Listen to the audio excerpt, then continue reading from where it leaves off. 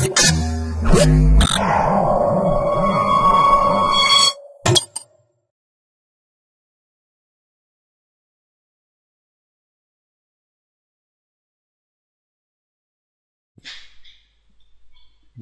to myprojectbazaar.com.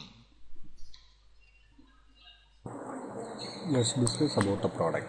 Our product is bio-inspired glucose control in diabetes based on an analog implementation of beta cell models. Results confirm equivalent or superior performances in comparison with our previous physiology insulin delivery, that is EPID. The system has been designed in a commercially available 0.35 micrometer CMOS process and achieves an overall process consumption in power ranges of 1.907 milliwatt. The circuit is an electronic realization of the original beta cell model equations, which is achieved with the use of several blocks. The blocks are low-pass filter, multiplier, transconductance, thermocoder, and comparator. Each block consists of the different current value, which will give the different power value of each block. Based on the total beta cell power consumption can be reduced the implementation of bio-inspired glucose control in diabetes. Diabetes mellitus is one of the most rapidly growing chronic disease in modern society, affecting 3 to 5% of the total population on earth. It is normally characterized by an increase in blood glucose, which occurs either because the pancreas does not produce enough insulin or because the producer's insulin is not functional. Type 1 diabetes mellitus, that is T1DM, which amounts to 10% of the diabetic population, is an autoimmune condition which results in complete destruction of insulin secreting beta cells. If the left unmanaged, it can have long-term side effects such as blindness, kidney failure, and heart diseases. Current treatment of T1DM involves insulin injection after meals using an insulin pen or an insulin pump.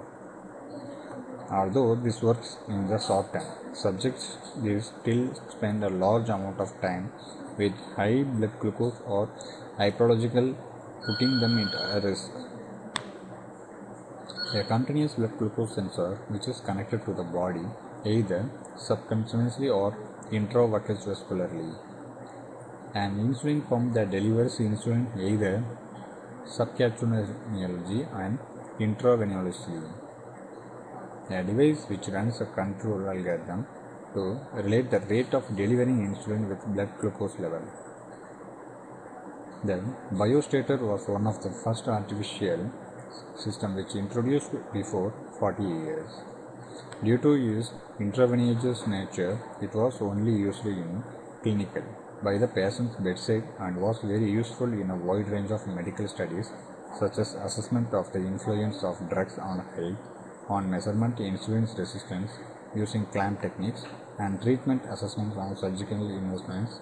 And since the initial creation of the biostator, there has been an evaluation in portable subcutaneous continuous glucose monitoring and insulin pump technologies, allowing subjects with diabetes to manage their blood glucose outside the hospital environment in the open loop fashion.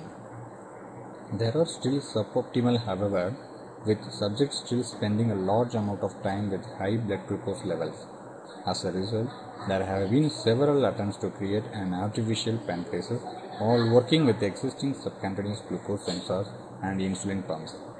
These, however, have to accomplish an inaccuracies of glucose measurements, making their adaptation challenging. More recently, we have seen the advent of which would potentially allow faster control of blood glucose with minimal delay. Let's see the black diagram of our system. So this is the flow of our proposed design methodology. As we already discussed, our design methodology is based on CMOS designing. For the CMOS designing methodology, we have to use Tanner EDA as an implementation tool. So as we previously seen, there are a lot of blocks in this overall design, such as low pass filter, multipliers, and comparators. They are named here as block H, block F, such things. So these are the submodules blocks. So overall submodules and overall blocks give as a bio-inspired glucose control system. So after we designing each block by block, finally we have to design low pass filter, multiplier, that means block H, block F, and comparator. So each blocks are designed separately and they simulated separately. Each block gives different voltage performance and different results. So all the blocks gives us different results, and each block simulated and each results from the each blocks are verified and compared with the previous system designs. Let's discuss something about the tool. For this CMOS design based methodologies, we have to use CMOS design tool, that is called Tanner EDA tools. Commonly, Tanner EDA tools having lot of subdivisions, that is called SEdit, LEdit, WEdit, and such more. There are lot of under devices. So in this we are using SEdit for circuit designing. So and then after we design that SEdit, while simulating, the circuit's design will pass through the T-space that we can understand through the checklist generated through the SPICE code. And finally, while we are simulating, the timing diagrams will appear in WEdit. Hence, commonly for our CMOS based designs, we will use mostly these three edit things. That is, again I will say as SEdit, LEdit, WEdit, and T-space. So we can design the circuit based CMOS transistors by using SEdit. Here, before we starting the simulation, we have to select a new cell. Here is the cell menu. Here we have to select the cell menu and we have to select new cell. So there you can select number of cells like cell 0, cell 1 up to cell n you can select. So each cell should contain different CMOS design. And next process is to set up simulation.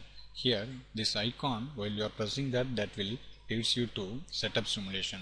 In the setup simulation you have to set up maximum time duration for the design and nanoseconds based setup methodologies. After designing setup designs, we have to load the library files. So initially for the design of CMOS designs we need some CMOS components. Those CMOS components will occupy in CMOS libraries. That means CMOS libraries contains components of which required for CMOS design. So here you can see what are the components listed in CMOS library.